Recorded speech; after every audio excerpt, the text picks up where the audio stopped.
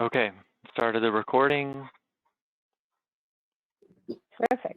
All right. I'd like to call this meeting to order for the Water Resources Advisory Committee, WRAC, for today, Wednesday, April 7th, 2021. Thank you all for being here. And, you know, I missed the kind of going around and having everybody do their introduction. So we'll have to save that for in person, but we do have some new faces. So I'm wondering, Brendan, if you could go ahead and do a full roll call of see who's here and who they're representing and that kind of thing. It's a good price. There's only 4 back. And be sure to mute yourself if you're not speaking. Thanks. Okay, a few more just jumped in. I might miss you, but from the membership, I see District 1, Dennis. I see Neil for District 2, Pavo, District 3, Alan for District 5. So thank you all for being here. I see Development at Large, Tim. Environmental at Large, Christine. I do not see Eric. Okay, Environmental at Large, I've got David and Stephanie, Steph, and RCDs, I see Linda. I don't know if George is here. Then I got Steve Carter for County Farm Bureau, Joshua and Mark from Golden State Water, Steve Sinton from Shandon San Juan Water District. I see Lee and Hillary from Estrella El Pomar, Creston Water District, Robert from City of Grover Beach, Andy, City of Slow, Ray for Cambria CSD, and Ed for Napomo CSD. Are there any other members that did not hear their name called? Brandon, this is Shirley Jeff from Oceana Templeton Community Services District, attending on behalf of Deborah Logan. Okay, thanks, Jeff. You won't be able to vote, but thank you and welcome back, at least for today. So, okay. There was somebody else that I didn't hear. Who was that? Yeah, Shirley from OCSD. Thanks, Shirley. Great, thank you. I've got 18 members present. Voting members, it's voting. Not counting doubles? Yeah, voting members, okay. Yeah. For today, terrific. All right, thanks everyone for being here. Is there anyone else who'd like to just introduce themselves as a visitor today before we go on? Yes, this is Patricia Wilmore with the Paso Robles Wine Country Alliance. Thank you. Hey, Patricia. This is Greg Graywall here today as a guest. Hey, Greg. Hi. Dana Merrill is here with EPC Water District as a guest as well. Kylie Hensley from County Planning here. Madeline. Hi, this is Madeline supporting the Stormwater Subcommittee here as a guest today. Great, I feel like I missed one. Charlie Cody from S&T Mutual Water Company in Los Osos. Great, thank you. And Mark County. Let's see, I heard Mark, and then there was, hi Mark Batney, nice to see you. And sorry, who else? Linda, Kankakee County Ag Department. Thanks, Linda. Thanks for being here. All right. So let's go ahead and do, next item is the February 3rd meeting minutes. We did have a couple of corrections. One was the year, was 2021. And the other was Eric Greening was still listed as vice chair, but at that point, Ray D'Enzo had already been elected as the vice chair. Were there any other changes or corrections to the meeting minutes? All right, Dennis, and you're muted. Yeah. There we go. I believe Greg Graywell made some comments and open comment, and I didn't see that that was reflected in the minutes.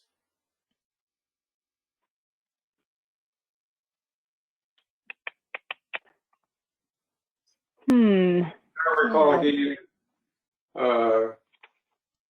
Christine hadn't changed there as well, and I didn't see that there's any indication that he spoke or what the content of that was, which should be noted. Yeah, thank you, Dennis. Now, I know for the city that we don't usually summarize the content of the public comments, only to note that there were comments. So I think that we should add that, that Greg Graywell made public comments, unless there is something specific, quick you want to summarize that as. I know that's a tough ask. Well, without a recording of it, I didn't take notes specifically, but if someone comes before the committee and speaks, I think there should be some summary of what they had to say if they go to the effort to make a comment. Okay. Yeah. Okay, so we will go back and look at these and bring them back to the next meeting. I can go back to the recording. Yeah, that would be helpful. Okay. All right, so we'll do corrected minutes next time. Okay. Great. So now it is, the next item is elections for chairperson and vice chairperson. Discussion? Andy, should we vote to approve the minutes? I think what we were deciding is that they would come back next time with the corrections. Okay. Is that okay? Is that a problem to delay it? I don't think so. Okay. We're hearing they're incomplete, and I think I'll just bring them back. I don't know if we have to take a vote to say bring it back, but I think no. Bring it back. Yeah, let's just, we'll just bring it back. Okay, yeah, thank not you. a problem. Yeah. Great. Okay, so chair and vice chair. So I'm currently serving as the chair. Ray D'Anzo recently elected as vice chair. We're open to nominations is usually our process. And then there's a vote in terms of that. And you are welcome to nominate yourself or others. This is Christine. Andy, if you're willing to continue another year, I nominate Andy Peace to continue as our chair. I accept the nomination. I enjoy this group. I think we're doing good work and always looking to further improve our effectiveness of visibility and our role in the county resilience, water resilience overall. So, thank you. I will second. Sorry, I didn't see who was the second on that. Steve Simpson. Thank you, Steve. And I would be, any other nominations? I don't know how we usually do that. All right, I would nominate Ray D'Anzo for vice chair. I suggest that we vote on the chair first and then come back and do vice chair. We've done that process in the past separately. Okay, terrific. Let's go ahead and we'll do a roll call, and then all in favor, just unmute yourself and say aye, or we'll assume the yes. All in favor, aye. Andy Pease for chair. Aye. Aye. Aye. Aye. Great, thank you. Any opposed? Thanks, guys. Motion carries. And so I nominate Ray D'Anzo for vice chair. I second. Christine? Great. Thank you. Any other discussion? Folks interested? All right, same process here. All in favor of Ray D'Anzo as vice chair, please say aye. Aye. Aye. Aye. And any opposed? Okay, motion carries. Thank you so much.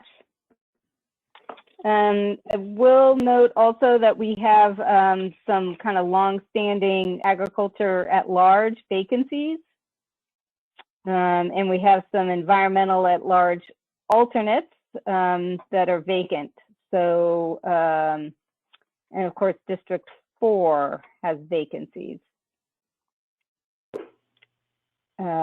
So I don't know if folks have some ideas on how to, but I think those are important roles. So if anybody knows of someone who'd be a good fit and can encourage them to apply. And Brendan, do they just go to you with an application? What's that process? Yeah, the application is on our website. It's the standard committee application to the Board of Supervisors. However, that application says, oh, send it to the board, but it actually would come to me, and I do have that instruction on the website. So anyone interested could be just pointed right to slowcounty.ca.gov/WRAC, and the application is right there on the front page, or they could contact me directly, and I could walk them through it. So. Terrific, thanks. Excuse me, Andy? Yeah? On the elections, secretary is also noted, and it has been our process, generally speaking, to have a staff member. I would just like to clarify that Brendan will please continue as our secretary. Thank you. By consensus, Brendan continues as our secretary. Thank you for that cleanup, Christine. He has to accept, so I'm not even asking you. Yeah, it's my job. Appointed by the Public Works Department Director. So that's what the bylaws say. Great. Thank you. Okay, so yeah, so those are the roles that would be great to fill those. Okay, let's go through the ongoing updates. I'm going to call each one, pause for a moment if anyone has anything to say.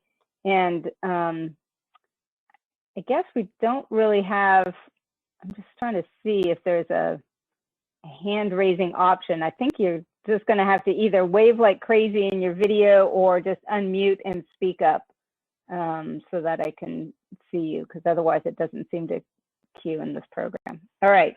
Ongoing updates, rain and reservoir report. California drought monitor summary. Groundwater basin management efforts. A lot of activity there. Integrated regional water management. A lot in here. Any updates? Stormwater resource plan. Various county water programs, policies, and ordinances. Excuse me, on the the stormwater resource plan, that's E, right? Yeah. Correct. I noted, I think this is the right place. I couldn't mark it because it's not hard copy. No, that's not the issue I had. Never mind. I just was able to quickly look at that. I'm sorry, never mind. Okay. Great. We'll keep going. Open reporting on water conservation opportunities and information. Andy, this is Kylie from County Planning. Did you already go to the various county updates? I started to, and then I circled back, and then I thought we were done. But yes, various county water programs updates. Kylie. I'd like to provide a verbal update about one of the hearing items from the board meeting yesterday. Oh, great. Thank you. So yesterday, April 6th, at the Board of Supervisors meeting, the last agenda item, number 26, The Board of Supervisors provided direction to planning staff regarding the Paso Basin efforts. The direction was to develop a planting ordinance for the Paso Basin, defined using the FUGRA boundary, to be effective through 2045 with a two-tier permitting framework.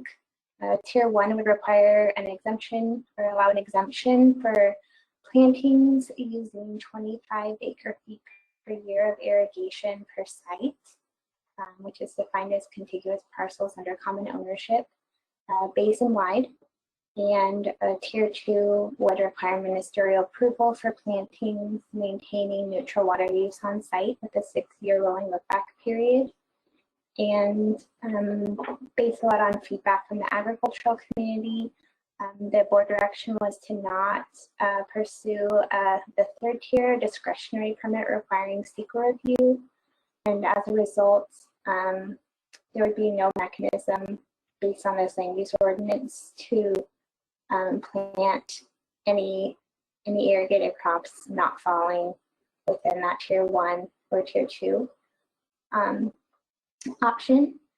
The board direction also requested staff to bring an ordinance amendment to extend the current agricultural offset requirements for the Paso Basin to June 1st, 2022, and to include funding for a limited term planner position and an EIR contract for this ordinance development during the budget hearing scheduled for June 7th through 9th of this year.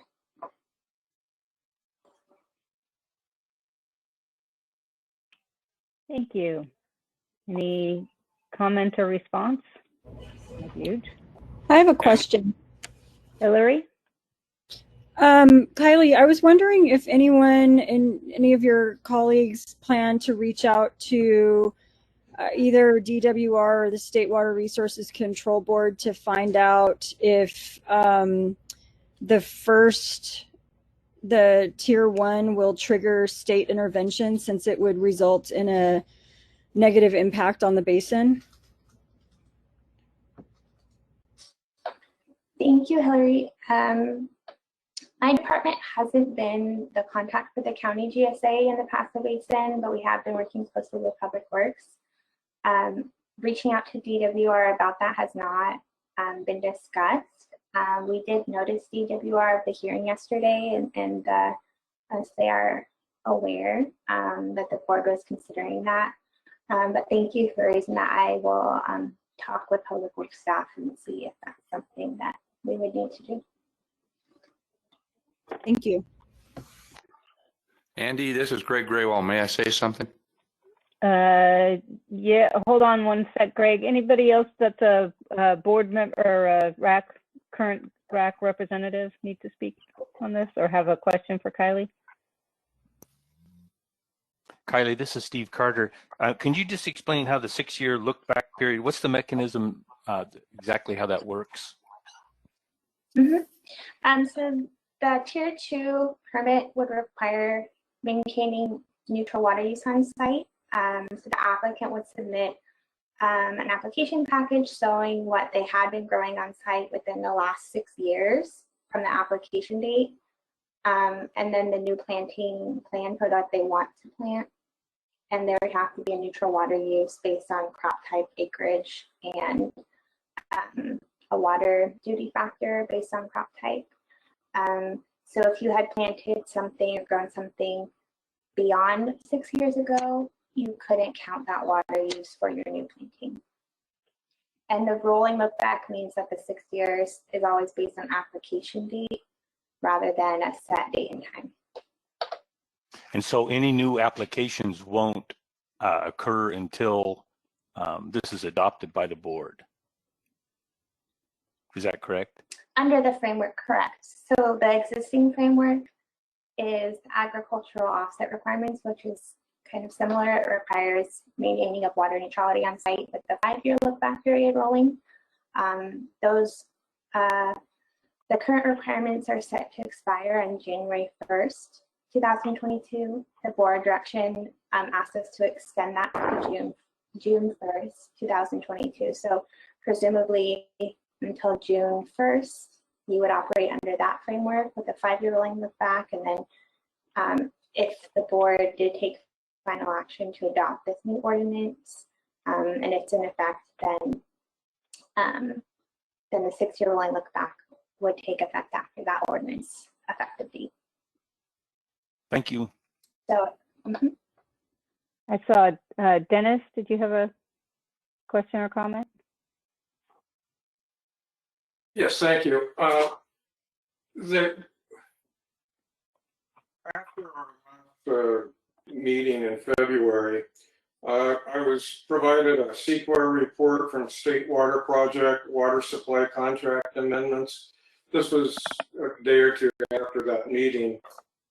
And I think I'd like to see if it was written in August of 2020. It'd be nice if we could get that posted on the WRAC website for all the members to see. I found it a bit disturbing in that we've been working on the SIGMA and the groundwater sustainability plan for several years. And these amendments created some question as far as what the state wants to do versus our GSA and our plans. I mean, this contract amendment, it includes the San Luis Obispo County Flood Control and Water Conservation District, and it pertains to the greater management of water regarding transfers and exchanges. And they said that this contract amendment can be approved if the benefits of the project outweigh the significant effects on the environment. And that caught my eye because they're indicating that there could be water quality issues and subsidence, and that it's significant and unavoidable. Therefore, they are willing to approve it and get CEQA approval. One of the aspects of it said, it is concluded that groundwater pumping in some areas of the study would cause subsidence due to a net deficit in the aquifer volume or lowering the local groundwater table, and the impact would be potentially significant.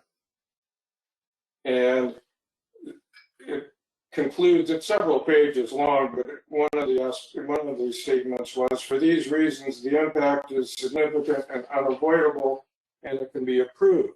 I mean, this is contrary to everything we've been trying to work with SIGMA and the groundwater sustainability plan. And I think we need a few more eyes on this, particularly on this committee. And I think it would be of particular interest to Christine and Eric, since they have a keen eye on the environmental impact type things. So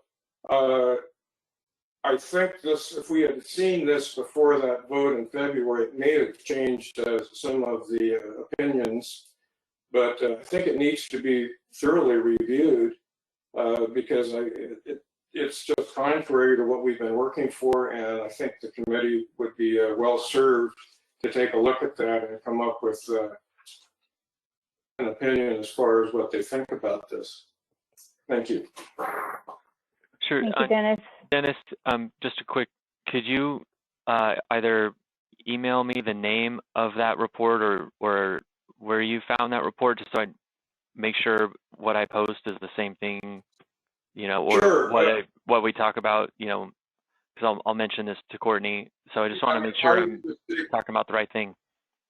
Right. It was a CEQA, State Water Project Water Supply Contract Amendment written in August of 2020, which is some time ago.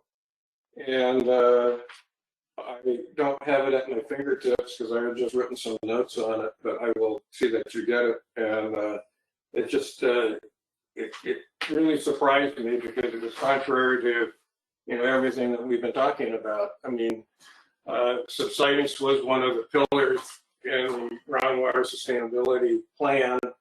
Water quality was another one, and they're indicating in this CEQA report that it could impede or harm the water quality in various basins. And since we have one of the largest basins, I would think that ours might be well impacted on this.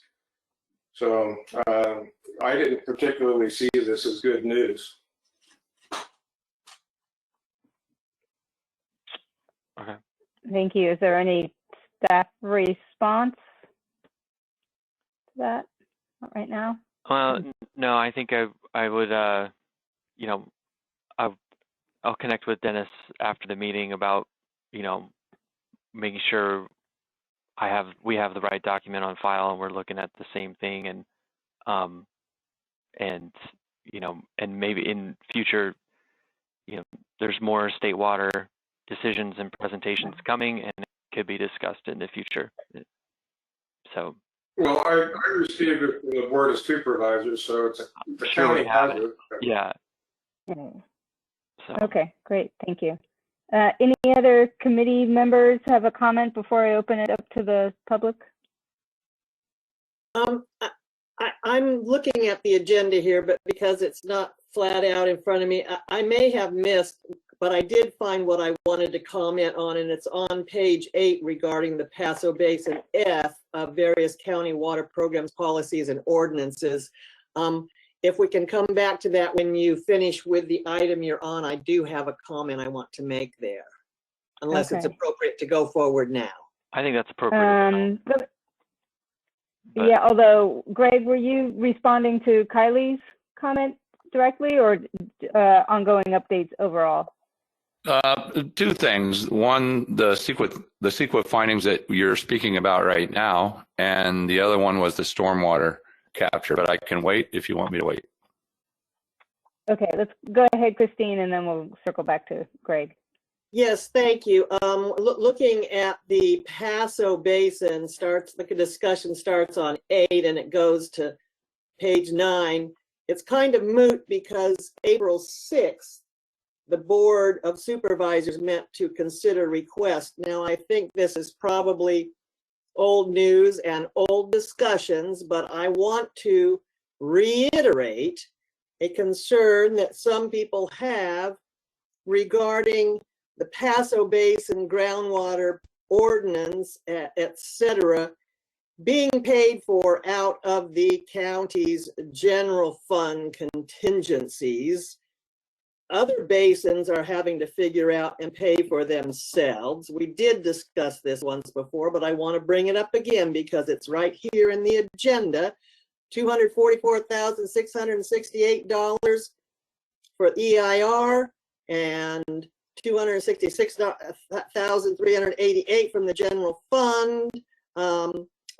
This continues to be an issue with some of us, that the Paso Basin isn't paying their own fair share for their own studies and groundwater basin plans, where other basins are paying their way. Thank you. Thank you. Okay, Greg, go ahead. Thank you. That EIR money was contingent on the facts that Supervisors Gibson, Hill, Karen Ray, and Frank Meacham voted to create this problem with the one-to-one offset. Now we only have one of those supervisors left sitting there, and this was a two-year timeout that turned into almost a decade, and people haven't been compensated for the loss of the use of their land. On the CEQA findings, this was part of the package that came out the morning that the presentation was given at 1:30 to WRAC. This information came out in the packet that was going to be at the supervisors as part of the resolution also. And it should have been presented at the same time because the information was out there. And significant and unavoidable, it is avoidable. You just don't do it. Then you can avoid it. It says the increased groundwater pumping associated with the changes in transfers and exchanges implemented will cause substantially depleted groundwater supplies. The three main things listed in here are the three things that the GSA is not supposed to do according to Sigma. The other thing that's going on with the stormwater capture that was just recently discovered was one of the GSA members, the Shannon San Juan District, filed in January with 2 applications to get stormwater, extra stormwater, they claim, behind Lake Santa Margarita and behind Lake Nacimiento, without informing any of the other partners of the what they call the co-op or the cooperative group of the GSAs that everybody's just finding about. I've had discussions with the State Water Board. I've also had discussions with Dana Mathis of the Department of Water Resources. And I know there's issues with this. You would have thought that a member of a board on a team working to recharge the basin would be more concerned about recharging the basin than their personal aspects of what they need for their 60-member group. Thank you. Thank you, Greg. Any staff response or other member response? Otherwise, we'll take those comments under consideration. Yeah, hi, Andy. I do have staff response to Christine. Regarding the budget for expenditures for Sigma and for groundwater sustainability planning, we provide the full cost associated the public works budget for Sigma for all the basins regularly, like on a quarterly basis. The next Sigma update is going to the board on consent on June 8th. So I can, and the last one was on, let me find the date here, March 16th. Thank you for the clarification, Mladen. Mm-hmm. Oh, I'm listening to the WRAC meeting. Zooming Not in. muted. All right. Anything else? I'd also like to get an update on the stormwater capture ad hoc committee from Madeline. Would this be, Brendan, I think that's where we're thinking this would go, and kind of ongoing updates. Yeah. So let's hear from Madeline. Yeah, thank you, Andy. So we met on March 25th and discussed plans for an outreach workshop on May 25th. We focused primarily on planning the upcoming stormwater capture workshop and driving much of the conversation we've been having in our subcommittee meetings forward to involve other interested stakeholders. We went through and discussed subjects for the workshop, including the significance of addressing barriers to project implementation and offering some considerations, including costs related to the various stormwater capture opportunities, the permitting process, and showcasing case studies that may be applicable to the county's conditions. And our next meeting will take place on April 22nd. So does anybody who's present at the meeting have anything you'd like to add on, or does anyone have any questions? Yeah, I think I would just add that because WRAC doesn't meet again until early May at this point, that if the agenda and the save the date and all of those things are done sooner, we'll send it out to everyone so that you can get on your calendars and start the invite. It's definitely going to be a bit of a word of mouth to get folks there, and having opportunities for potential partners to be able to be in the same room, hearing the same information, and even having some breakout opportunities to try to do some collaboration. Any other comments or thoughts, David? Yes, I missed the last meeting of the recharge group, but I did send them a rather interesting missive from the State Water Resources Control Board in regard to the legal ownership of water which you are intending to recharge with. And there's some substantial problems in regard to water rights, because anything that you take from a stream is regarded as a diversion. and you run into a whole bunch of ownership problems if you try and move it off the property from which it was diverted. So it's just a red light here. It's something which our committee, I hope, is going to look at in a serious way, but it might be a full stop on a great number of recharge things based on what the Regional Water Quality Control Board is saying. Thank you, David. I like that. Your misses. Any other comments or thoughts on that before we go on? All right. So our next item is to consider updating state water project water management tools ad hoc subcommittee membership. Sorry, I don't know. Is this you, Brendan, opening this, or is Courtney here? No, Courtney's not here today. Okay. So we provided a staff update on some of the recent decisions related to state water in the background, but the main topic for today is there was an ad hoc subcommittee formed in our November meeting that included Hillary, who's here, and Shirley Gibson from Oceano, as well as Jeff English and Anthony Lindstrom. And both Jeff and Tony are no longer members of the committee. And so the ad hoc subcommittee is down to just 2 members. And so we wanted to bring this subcommittee membership back to the full committee and see if there's anyone who wanted to join the subcommittee. And because it's just down to the 2 members at this point. And what the subcommittee has been doing has been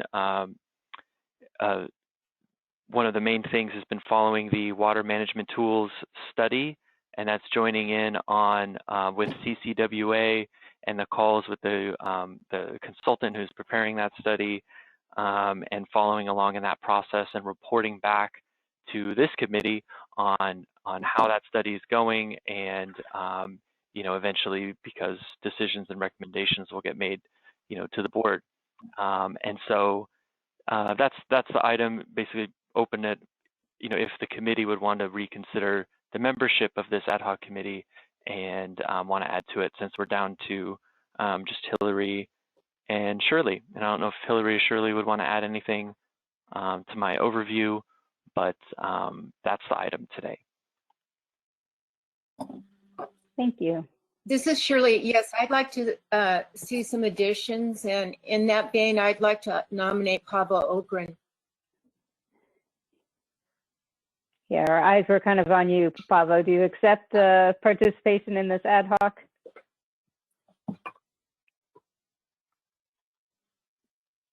Uh-oh, Pavel, we can't hear you. Yeah, you look unmuted, but we can't hear you. Oh, he's giving the thumbs up. Yes. He said yes. Yay, thank you. Anyone else want to participate in this? Small but mighty. That sounds like that could work for you guys. All right. I would just add, I don't think there's a necessarily official have to be nominated. I don't know if anyone would want to volunteer as well. And then I think we take a vote on ad hoc membership. So if there's anyone who wanted to volunteer, we could take,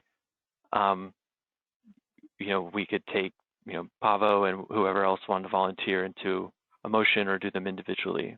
But it's not like officers with a nomination process. I think we could take volunteers. Yeah, thank you for that. Yeah, and it can be alternates too, right? It doesn't have to be the voting committee member. Can it be an alternate?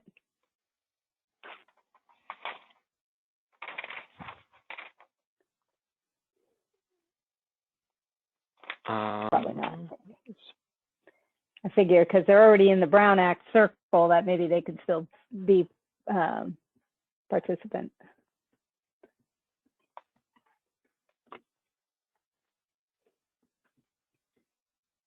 It's a good question. Well, let's start with, is there anybody who would like to participate? I'm not seeing, nominate yourself or somebody else. All right, then we have a nomination of Pavo to join the ad hoc. Do we have a second? Second. Christine seconds. All in favor, say aye. Aye. Aye. Thank you. Aye. Thank you. Any opposed? Hearing none. Thanks, Pablo. You're in. Great. And then if we could, maybe Brendan, when you send out the meeting notes, open up that possibility for folks who weren't here who might be interested. Okay. Brendan, yeah, that'd be great. Okay. Next item, believe it or not, we're actually still ahead of our agenda schedule, is to discuss water supply efforts, status update, and provide feedback to staff. All right, this one's me. It'll take me just a moment. Get my stuff set up here.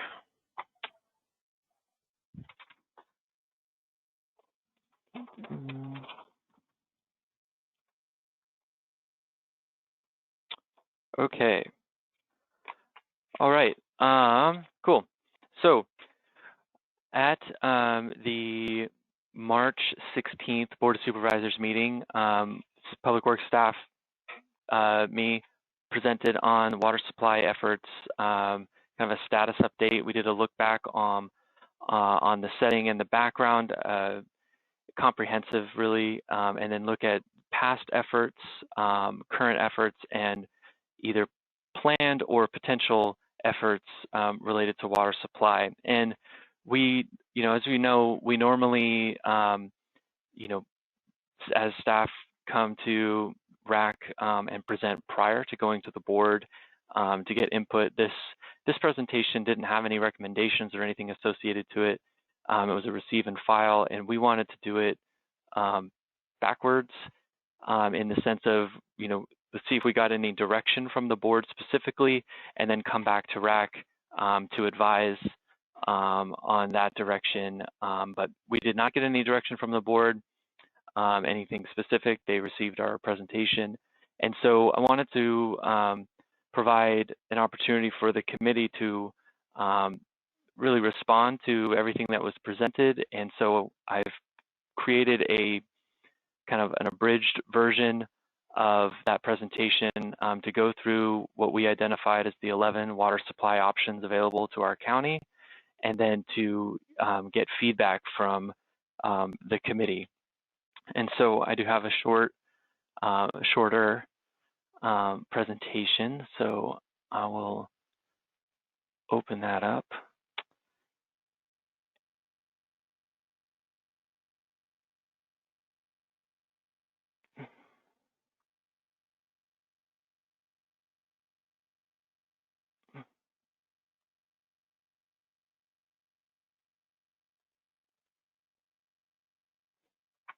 Okay. Cool. Let's make sure it's working. Okay, cool.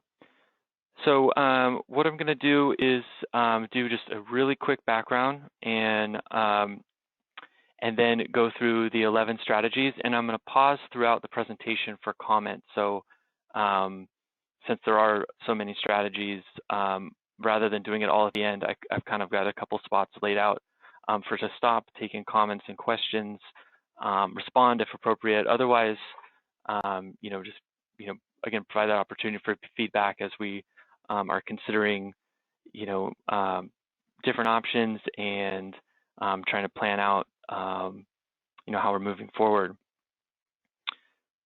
Okay, so a quick background. We have the SLO County Flood Control and Water Conservation District, which is different, as many of you know, different from the county general fund. So there is a separate budget for the district.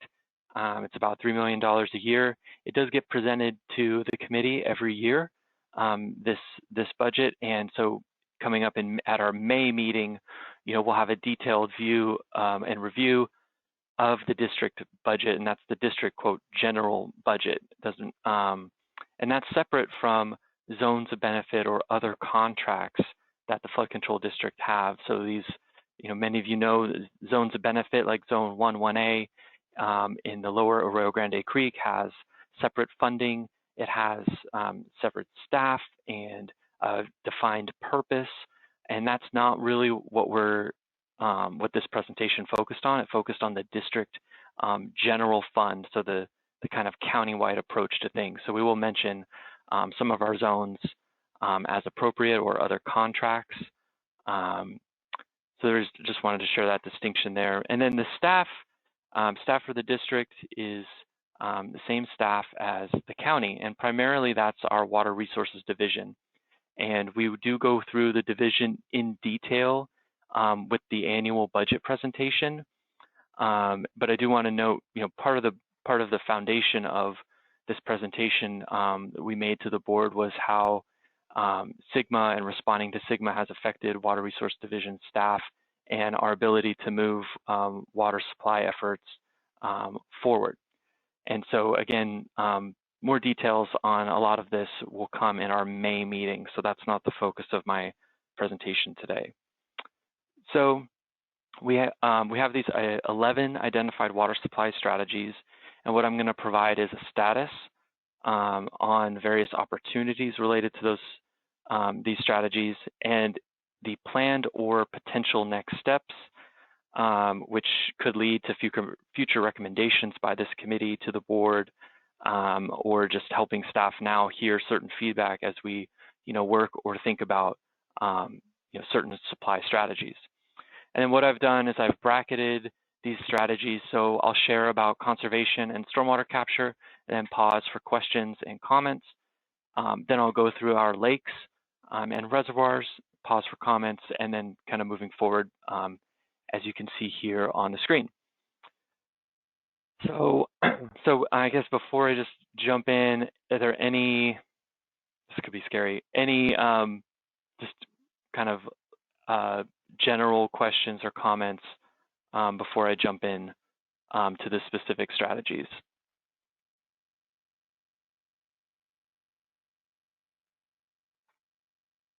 Okay, great. And then I guess just to double check, you guys can hear me okay? All right, I see thumbs up, great. Okay, so first, conservation. So conservation, now we have, from a district standpoint, again, looking at the district general fund, there's not any conservation efforts. However, there are many conservation efforts going on around the county, including the county having some specific efforts. And as we report on monthly in our WRAC ongoing updates, with Nipomo area and Paso area, there are many agency-specific programs. Many of the cities and CSDs have conservation programs. There are agricultural conservation programs around the county, including the Mobile Irrigation Lab, which the district general fund does fund that for our resource conservation districts. This committee has also, made some efforts and provided comments to the board regarding potential other conservation efforts as well. And the state is also has some water conservation goals, including a 50-gallon per person per day target, a water planning target for urban water suppliers. So imagine as these suppliers are working on their plans. Of course, I'm not remembering the name of the plan right now, but they're planning for these indoor targets. Again, that's the state's goal. And so looking ahead, the district budget, as we'll note next month, we support the Mobile Irrigation Lab, and we don't have any particular conservation projects planned, but we potentially could look at conservation on a countywide scale as a supply, to analyze the potential water savings from increased conservation on a countywide scale.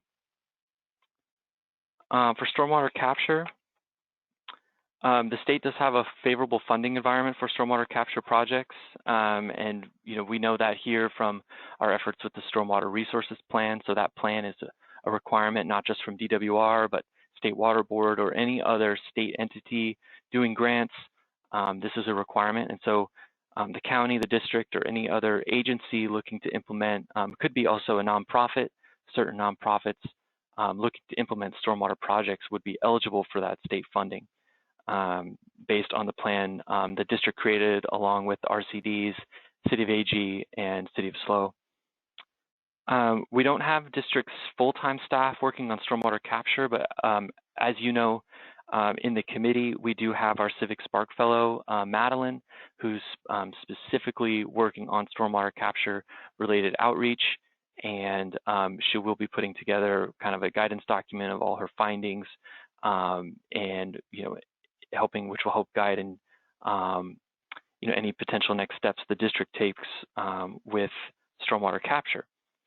So as staff are potentially freed up from responding to SGMA, we could prioritize potential project areas and begin identifying solutions in accordance with the budget policy. And I haven't really described the budget policy, but we will get into the details of that in our next meeting. And so I do want to pause there. Any comments about conservation or stormwater capture at this point?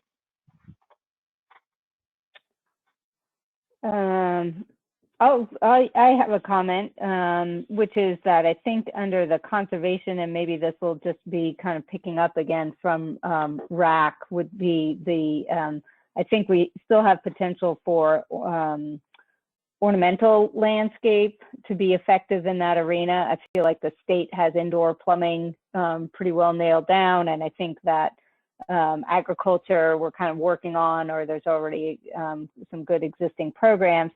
Ornamental landscape, we did have, we looked at that from our water conservation ad hoc committee. We have had one presenter, the group from Santa Barbara, which was doing a training and certification for landscapers.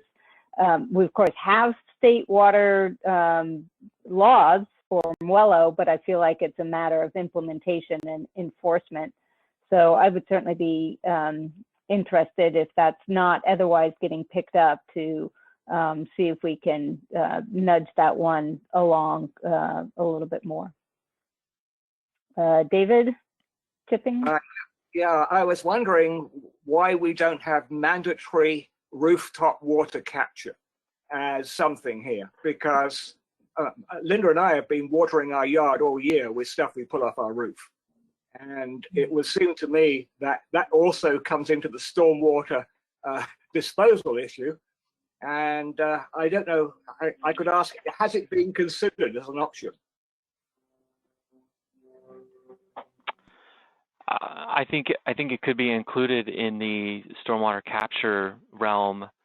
Stormwater capture projects can vary in size, like you're describing, like on a per property, even subdivision property level, all the way up to larger scale projects, which, as you noted earlier, could have some major regulatory hurdles and legal hurdles. So I think little, smaller scale projects could definitely be included as options moving forward in potential stormwater capture, whether it's incentives or other programs. So we could include that. Or I could say Madeline can include that. Great, thank you. I want to say, yeah, go ahead, Linda. Well, many years ago, probably 5 years ago, 6 years ago, the RCD had a grant, and I believe it was from DWR, and we did some runoff work with private landowners, and that included installation of rain barrels, as well as designing landscaping where they could pool some of the water that came off of their rooftops. And there were a number of issues raised. You don't see those types of grants out there anymore. they sort of fell out of favor because there were requirements that, you know, that any kind of thing you put in would have a lifespan of 10 or 20 years, and just a variety of other details. So it seems to me that we've come a long way in 5 years of recognizing that we need that, and that those programs that were here in the past that are gone need to be revitalized, and we need to look at what would make them successful. Because it was a 3-year program, and we did it in Arroyo Grande, the city of San Luis Obispo, and I believe Napomo. Yeah, my neighbor got her rainwater capture tank based on an incentive. So yeah, waters her garden with it. Good. Okay. Any other comments on this section? Hey, Andy, Jeff English, Templeton Community Services District. Just want to let you know the Services District in Templeton just refunded our turf removal program. I was curious if Brendan knows if the state is looking to refund it. Theirs was wildly popular when it had money, and that's he mentioned a supply. There's a lot of people putting water on lawns in our developed communities that there's a supply there that we could take advantage of. So just wanted to add that. Thanks, Jeff. I'm not aware of the state program status, but we could look into it as part of our stormwater capture. Definitely opportunities when we think about cost for water conservation. Makes some sense for us. So I wanted, Andy, I just want to remind people that Cal Poly has out at their ag center, they've got a huge stormwater recapture with some massive tanks and piping and everything. Okay, thanks, Steve. And then Steph put in the chat, agreeing with Linda, also look at history of drought response outreach programs for schools, which was implemented by Lucia Marr Unified School District. So thank you for that. So it seems like we have some opportunities here and some knowledge to be able to do a little bit more with the conservation capture program. Any other comments before Brendan goes on? Awesome. Thanks, everyone. Great. All right. I'm going to move on to our reservoirs. So first, going to talk about Nacimiento, and there's a couple active things going on with Nacimiento, including the board approved some contract amendments being submitted to the state, some basic cleanup. There were some potential projects explored as part of the Paso Basin GSP process. And now we also know we're monitoring, staff is monitoring the Interlake Tunnel project that Monterey is planning. Obviously, that's not our project, but it's something we do want to keep an eye on as it's would take place in our county, and maybe there could be potential benefits for our county. There's not any plans for carryover storage projects or anything at this time. And, like I'd mentioned earlier about the district general fund versus flood control zones of benefit and other contracts, there's not any district general fund activity going on looking at Nacimiento. Obviously, there's the Nacimiento Water Project, and that contract has staff and funding for doing things such as, looking at their annual use and different things. So that's the status of Nasi. Lopez Lake is operated and managed by Flood Control Zone 3.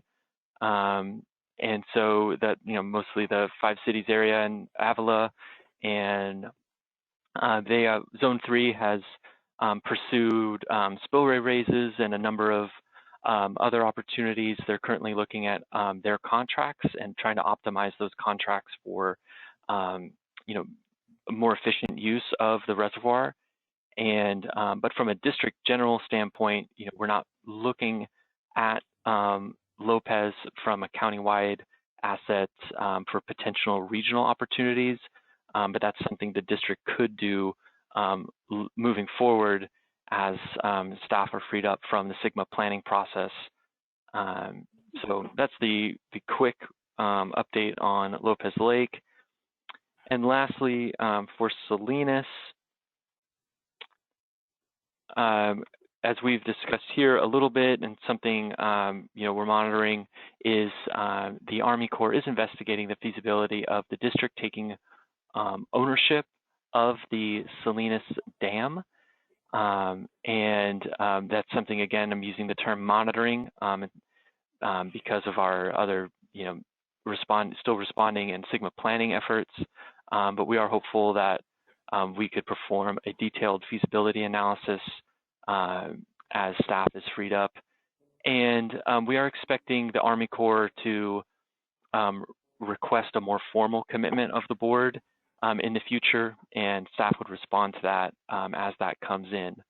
And just a quick on the setting of Salinas Reservoir, just so everyone knows, the flood control district operates that system, but the city of SLO has the water rights there, and then there is also the live stream agreement. Which I won't get into all the details unless there's specific questions, but I wanted to just make sure everyone understood that setting. And so those are our lakes, and the super brief update on the lakes and reservoirs, and then I would open it up for any comments, and really trying to keep this on focused on the district general fund and district-wide looking at these lakes. So with that, I'll open it up for more comments and feedback. Great. Christine? Thank you. Brendan, on the Salinas Reservoir status, board action on September 22nd, 2020. What was the board action in September last year? It was an initial letter of interest. So the board sent, or the Army Corps requested, like, hey, we're doing this study. You guys are going to be interested in this, right? That the Army Corps wasn't doing this study for nothing, and so the board responded with that initial letter of interest to the Army Corps. Thank you. And does any of the suggestions out there continue to discuss raising the dam, or is that way off still in the future? When I describe a detailed feasibility analysis, it would that's intended to include the cost and benefit of installing a spillway gate that was a part of the original design of the dam. So I don't believe at this point it's a full raise of the dam, but an installation of a gate over the spillway, which would increase the storage of the lake.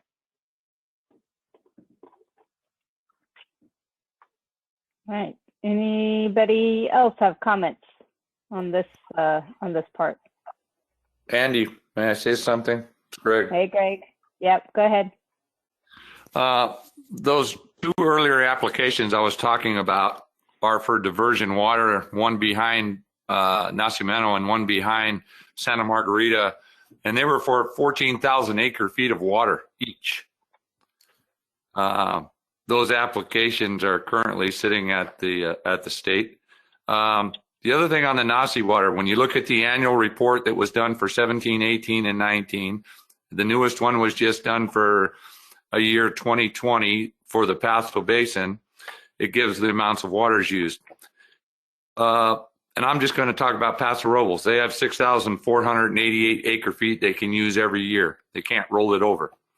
In those first 3 years reports, they let go 14,000 acre feet of water they could have used. In this last year in 2020, they let approximately 5,000 acre feet of water go that they could have used in lieu of pumping from the basin. This is water that's going to the ocean that you can't roll over or store. So if if the process would be to have the people use the water they can't save first, there would be more water in the basin to use. And this is just for, obviously, for up in the Paso Basin. I don't know the things in the southern basins. Thank you. Thank you, Greg. Anybody else on the surface water lakes and reservoirs? Okay, Brendan. All right, moving on. I'll briefly mention the State Water Project water management tools. Obviously, this committee has been involved and had a number of presentations related to the tools. But we did include it here because it does have the potential. Lost my page. It does have the potential to affect water supply in our county, and really, though we've signed the amendment, there's no policy direction to use the tools at this point, and there's no project to be evaluated with using the tools at this point. So, as those decisions or recommendations, as those decisions and programs and projects get approved by the board, then we would implement those moving forward, and that would involve obviously coming to back to this committee with if there's a proposed program. I believe then there would be environmental review, as some have mentioned already. And I will say, as we also know, there is the study of the water management tools going on concurrently, and that is going to lay out a lot of potential options related to our coastal branch and others for, specifically what potential the tools have for our district and for our state water subcontractors. There's also recycled water. And so from a district standpoint, the district completed a recycled water strategic plan in 2014. And that was really the last district-wide effort. Since then, many agencies, of which there are 22 centralized wastewater agencies in our county, who have various levels of completion related to recycled water. But those efforts have been fairly decentralized and with no district general involvement, again, since the strategic plan. So one of the options and one of the potentials we have looking forward is the district to understand the status of recycled water projects and production the various agencies in the county, and we are intending to include recycled water status and production in the update of our master water report, the supply and demand, and so we could track that. And one of the values of the district understanding recycled water potential is if there are potential uses of and reuses of recycled water outside of a district's boundary, there needs to be agreements, mutual benefits, and all sorts of things like that. And that's where the district could come into play to help assist with those agreements and the coordination between multiple entities to maximize the benefit of recycled water for the county. About 75% of the population in our county has wastewater that goes to one of these facilities. So there's potential here. And then lastly, for this section, we've got produced water. We have 2 oil production facilities in our county. They have the AG Oil Field in Price Canyon and the Santa Maria Refinery on the Mesa. And produced water is, a byproduct of the operations of these facilities that's regulated by the Regional Water Quality Control Board. It's treated and released back into watersheds when it's complete. And so there has been some investigation related to potential projects with produced water. The Slow Basin GSP process, I believe, is including investigating a potential project with the AG Oil Field and the Napomo area supplemental water alternatives evaluation was, explored potential opportunities with the refinery before they landed on their supplemental water project. And so right now there's not really any district efforts related to produced water, and we don't have any plans for looking into produced water opportunities in the future unless directed so by the board. So those are 3 updates, and I'll pause there for any comments.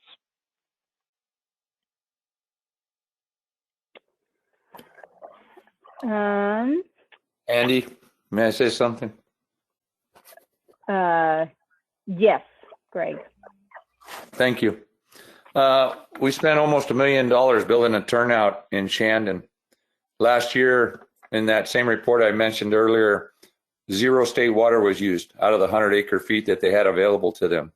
The previous 3 years, they used 140 acre feet out of the possible 300 they could have used. This year, right now, you're getting 10% out of the state water project. You need 20% to break even. If they didn't have water stored at the San Luis Reservoir, they would have no way to make up the difference for the subcontractors who purchase this water. Out of the 23 years at the state water project on the coastal branch, there's been 6 times that we got 50% or better. Bad investment. Thank you. Thanks, Greg. Hey, Brendan, I guess I hadn't realized this district-wide strategic plan in 2014. Are you, at this point, and you talk about kind of the potential of understanding all these kind of isolated projects, is staff awaiting some kind of a direction to do something with that, or is that kind of on autopilot at this point? What's the story there with that recycled water? Yeah, so as far as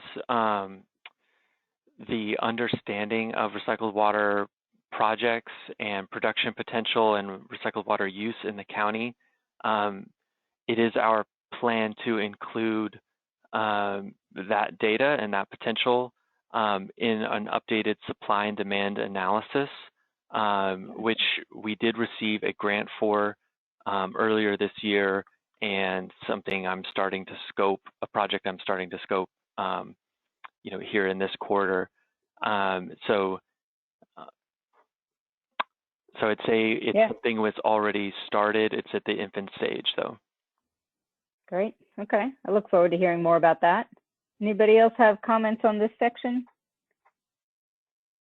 And I have one more. I'm not sure if it's particularly relevant, but in terms of the produced water, I would be really hesitant to make any kind of investment as it just seems the writing's on the wall for the oil extraction to be winding down. And just that's the direction the state and the planet is going. So if that does start to get legs in terms of trying to increase or further rely on that produced water, I think we should talk about it as a whole here. David, I see your, hi, David, go ahead, and then Christine. I was just wondering, I believe the new Oceano plant down by the airport there is going to use its recycled water for a seawater intrusion barrier. That is, I believe, and someone can set me right on this, the intent is to use it to be re-injected on the seaward side of the basin. Can anyone give me any information about it? Is that the truth? And is it a resource if it's used that way?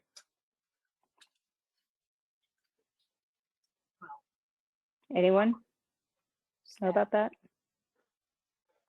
David, are you referring to the South County Sanitation District or Central Coast Blue, or both? I'm not quite sure. I believe it was the new one that's going to be built down by the airport there in the Oceano marshes. But I might have it confused with another one. Anyway, the water itself was going to be used at that agricultural basin on the seaward side. So I'm not quite sure where it came from, but it was the intent to use it in that way that I was addressing as is that a resource now? All right, keep our ears open for that. Christine, did you still have something? Yes, I wanted to follow up. I had the same thought, Andy, that you did regarding produced water out of the oil fields and the AG oil fields specifically there. And then also there was the mention of recycled water to groundwater basins. And next week, Zone 9 will be meeting, and I've made myself notes here to address both of those questions to staff at that time, because some of you may have seen Neil Havlick's good article on why hasn't San Luis recycled water been out to the ag fields yet. That's been discussed for years and it hasn't moved forward apparently. And there were some good questions I thought brought up in Neil's article, and the same thought I had with the AG oil fields. Do we want to encourage the oil fields and get stuck with thinking we have a water source when maybe it's going to not be available to us in the future? So Zone 9 will be thinking about that next week. Thanks. And I will say, I mean, it was great to have the article about the city recycled water and the potential for irrigation. I think there was maybe some older information that he was working from that I think we're working on a response to that to talk about the kind of the current very real potential for using recycled, but it's limited because now we're also able to use it for other things. So. All right, Brendan. Sounds great.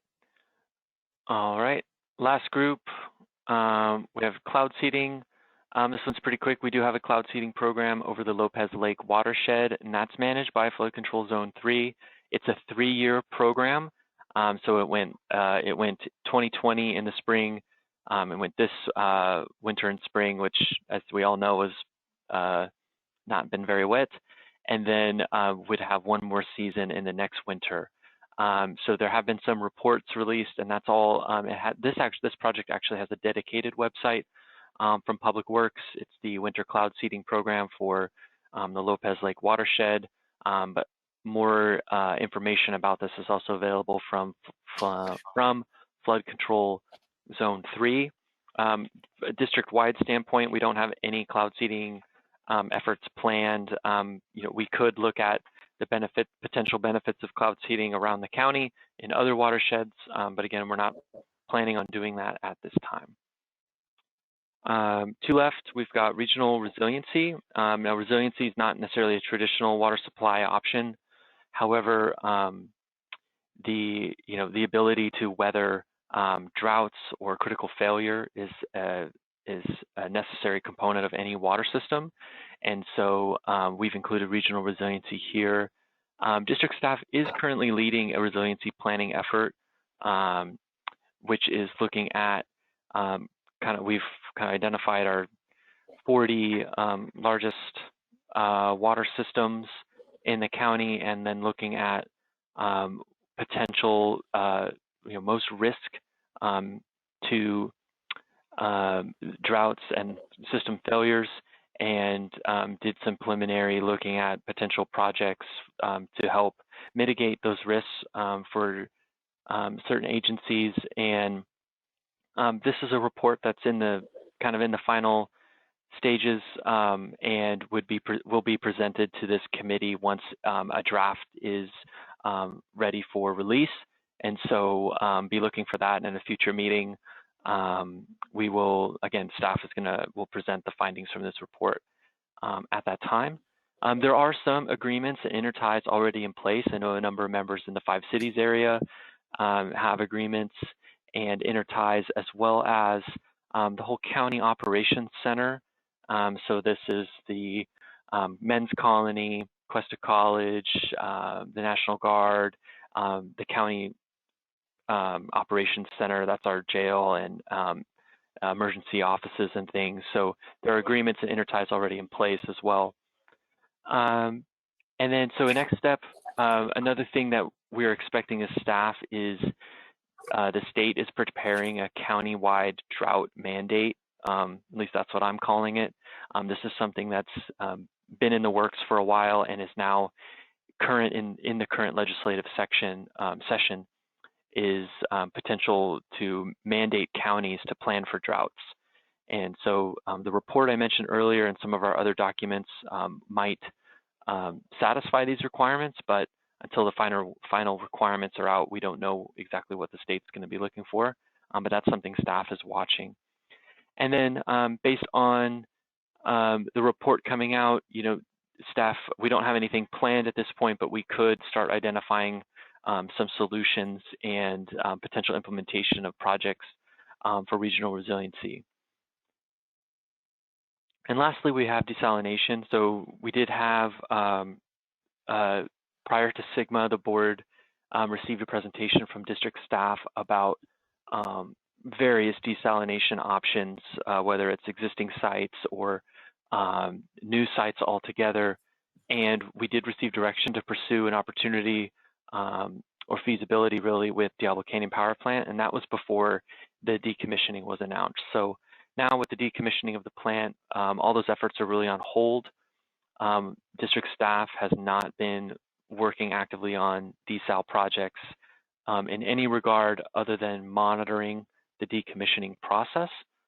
And the next potential steps would be to really to open up those potential desal options, that presentation that was made to the board 6 years ago, look at that again in the context of the latest regulatory environment. So there's been a number of desal projects along the coast in our state. Some have had approvals, some have had much more roadblocks. And so we would want to understand the difference between those projects, why some seem to be, some either are approved or seem to be on the path to approval, and others are having a much harder time getting those approvals. So we'd want to understand the why there. Again, that's not planned. That's a potential project related to desal moving forward. And with that, that's the last one, and I'll open it up for comments and questions. And then Andy, I do. Brendan, you have to head out, right? There's a. I do. Okay. So I that's have the last one. DSC right at 3. So Ray will step up in just a minute, and we only have a finish this item, public comment for items not on the agenda, and then and I don't think we need to discuss future agenda items since we are going a little long. But before I dip out, Brendan, do you had, it sounds like perhaps you were expecting some direction from the Board of Supervisors and they did not. Was there something that you think was a missed opportunity that perhaps WRAC ought to consider in terms of evaluating and perhaps making a recommendation, or kind of let it sit where it is right now? I think right now it's a let it sit, and this could be the beginning of going deeper on these various options moving forward, especially with the backdrop of with SGMA and the board. The board is going to have on, I believe it's the meeting on the 20th, we'll be considering and setting policy for how it's going to implement SGMA, at least first in the Paso Basin, which will affect staff a lot, and who, what capacity, consultants or staff-led. We're expecting to get that direction in a few weeks. And that was also presented at the March 16th meeting. And so, we think there will be staff to work on some of these, and we do have a few items planned, as I've mentioned. So I think for now, there's not a specific recommendation, but if we wanted to go deeper on one of these, this is kind of that first. We could come back to this in the future as a committee if, say, a subcommittee wanted to get formed for desal and start answering some of these questions before staff could get to it. If that's something the committee wants to do, that sounds great. but there's not a recommendation for anything like that at this point. Great. Okay, I'm going to dip out. Ray, are you good to kind of bring the rest of it home? Yes, I can carry on from here. Thanks. All right. Thanks everyone. See ya. Thanks, Andy.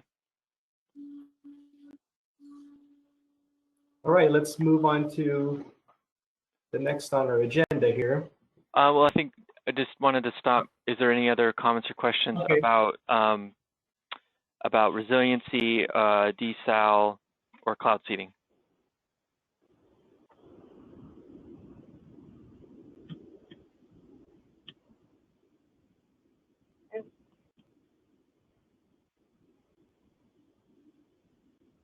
All right, I think we could move on, Ray. Okay. So the next item on the agenda is public comments for items not on the agenda. Is there any public comment out there? I saw David. Was that David? Yeah, David Shipping. Yes. Oh, unmute yourself, please, David. It's an issue that I guess could have gone on the future agenda things as well. I brought it up before, but the supervisors have just voted that the EIR stuff for the Dana Reserve on the Napomo Mesa can go forward. And they are making water claims to a hunk of the water that comes from the pipeline that has just been constructed, bringing water from the Santa Maria Basin. And I would like to see all those people involved, including Ed and the others who are involved in South County Water, to look at the budget there, because I believe the water that was going to be coming in from that pipeline is to offset over pumping in the Napomo Mesa. And the water claim by the developer that is available water might be questionable. So I would like to see a discussion of a water budget for all those people using the Santa Maria Basin in some sort of detail as an item for this committee. A general audit of where it's going to go, what happens to the individuals on individual wells, what rights do they have to protect their water supply as against the agencies and stuff like that. So guess what, I'll bring one up. Okay, thank you. Thank you, David. Eddie, go ahead, please. Yeah, I just want to answer David's question there. The developer of that project is planning on getting his water from the NCSD. He believes that we have excess water in our portfolio from the Santa Maria pipeline. We're doing a study to see how our water is allocated. Currently, there is no plan in our water budget for that project. We're looking to see how and if we can supply that project out of either the allocation we have from that water supply or getting the water supply increased from Santa Maria. But the decision has not been made by the NCSD that that project can have our water. It's a consideration, we're studying it, and there's been no decision made. Great, thank you. Anyone else that have a public comment?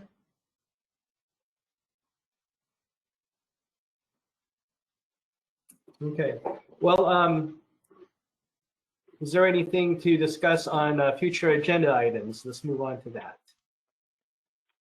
Yeah, we'll note we have two planned items for the May meeting. A presentation on the fiscal year 2021-2022 budget, the district budget by staff, as well as a presentation from Creeklands on sustainable groundwater projects. So those are our two planned items for the next meeting, and we could also take, obviously, consideration for other future items in meetings in the future. see if I could use future more times in one sentence. Anyone have a suggestion out there for a future agenda item?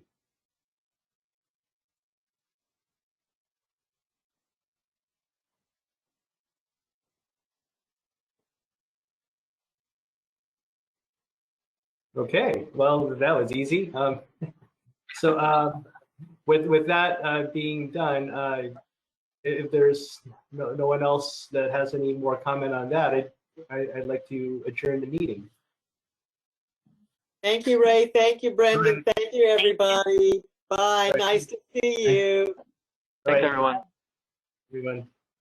Bye. Bye.